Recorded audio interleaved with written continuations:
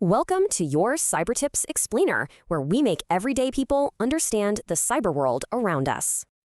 This isn't science fiction. Foreign adversaries are targeting the core of our democracy right now. So, what's the real goal here? It's not just about stealing data, you know?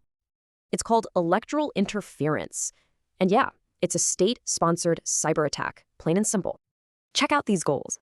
It's not just about who wins, it's about making you distrust everything. So how do they pull this off? Well, they've got a whole playbook for it. They hit you from two sides, hacking systems for data, then using it for propaganda. And believe me, this isn't a one-off thing. It's been happening for years. So the big question is, how do we actually fight back against all of this?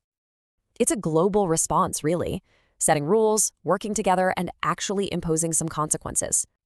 Which leaves us with this huge question. How do we protect democracy in the digital age? Subscribe to this channel, like and share this video with someone you deeply care about to have a foolproof cyber defense.